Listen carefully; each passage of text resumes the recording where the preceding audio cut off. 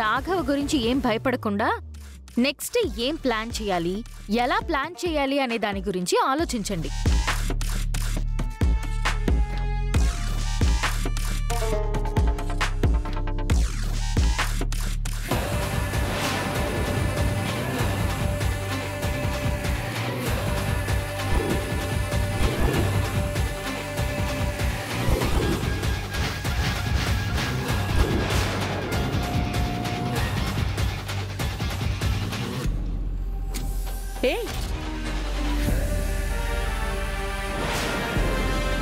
ఏమైంది కోమలి? భయపడకుండా ఉండమని మాకు ధైర్యం చెప్పి నువ్వు భయపడుతూ కరెంట్ షాక్ కొట్టిన దానిలో అలా కూర్చున్నావు. వాళ్ళ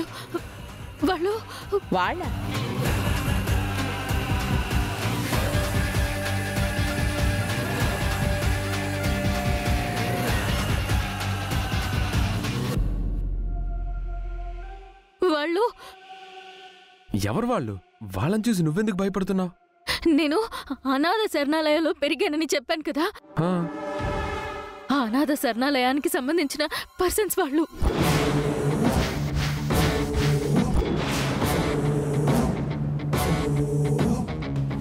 ఆగండి, సీఎం గారిని కలవాలి. పర్మిషన్ ఉంది, వెళ్ళండి.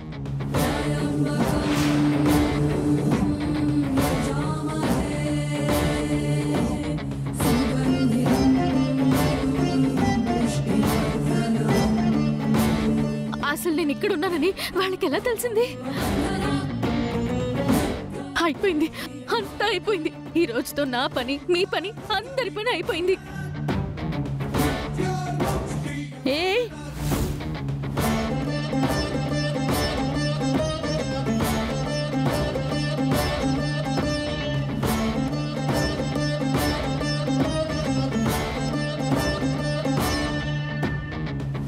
నమస్కారం సీఎం గారు.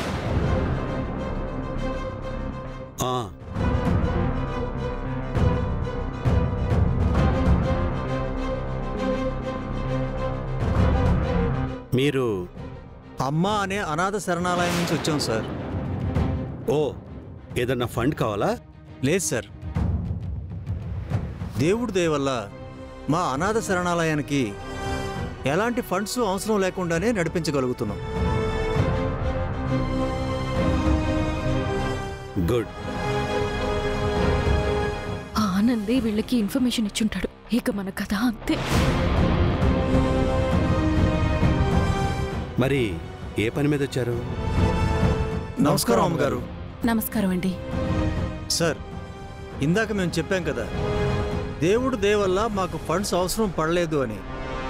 ఆ దేవుడి రూపంలో ఉన్న మా దేవత ఈ విరూపాక్షమ్మ గారే సార్.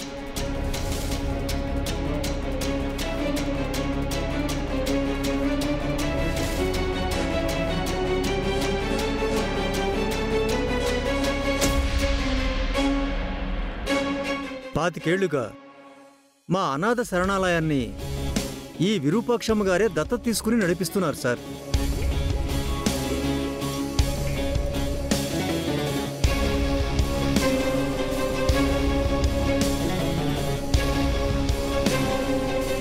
కోమలి, వాళ్ళొచ్చింది నీకోసం కాదు, విరూపాక్ష కోసం.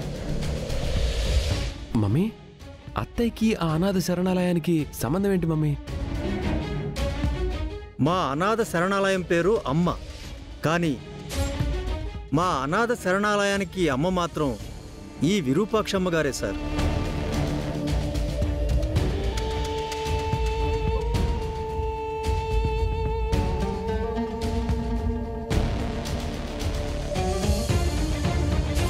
పాతికేళ్లుగా మా అనాథ శరణాలయానికి ఏ అవసరం ఉన్నా ఈ విరూపాక్షమ్మ గారే చూసుకుంటారు సార్.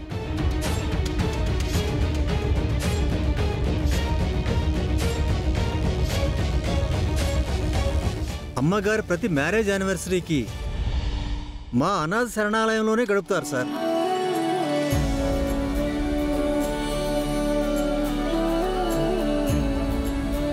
కానీ ఈసారి మాత్రం రాలేదు.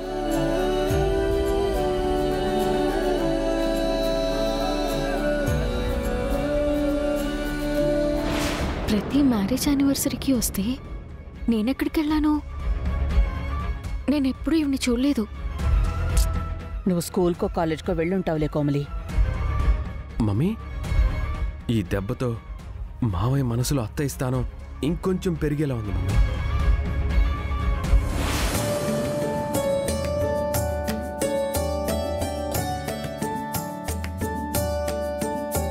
అమ్మగారు, మేము ఒక చిన్న పని మీద ఇటువైపు వెళుతున్నాం. మిమ్మల్ని ఒకసారి కలిసి వెళదామని వచ్చాం. పర్లేదు రంగారావు గారు, మిమ్మల్ని చూడ్డం నాకు సంతోషంగానే ఉంది.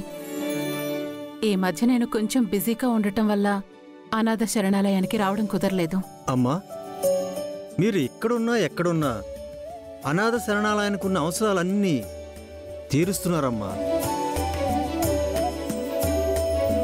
మీరు నూరేళ్లు చల్లగా సంతోషంగా ఉండాలమ్మా. సరే అమ్మా, మేము ఇక ఉంటామమ్మా. ఒక్క నిమిషం ఉండండి.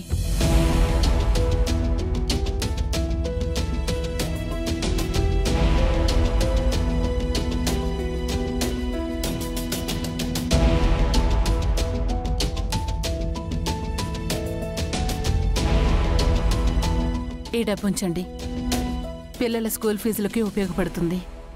అలాగే అమ్మా. సార్, మాదొక విన్నపం సార్.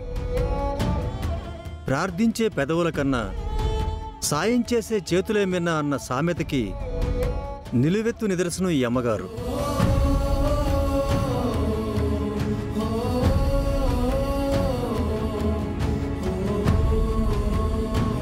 అలాంటిది అమ్మగారు ఒక్కరే ఎప్పుడూ వస్తుంటారు, మీరెప్పుడూ రారు. ఒకసారి కుదిరితే మీరు కూడా ఒక్కసారి రండి సార్.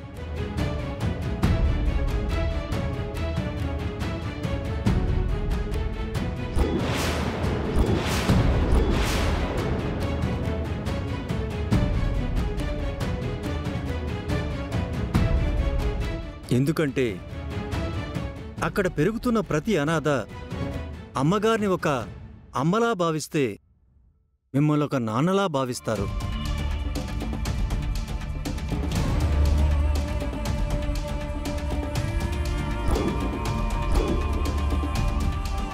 అమ్మగారి సేవాపుణ్యం మీకు మీ కుటుంబానికి తరతరాలుగా అండగా ఉంటుంది. తప్పకుండా రండి సార్. వెళ్ళొస్తాం సార్. మంచిది.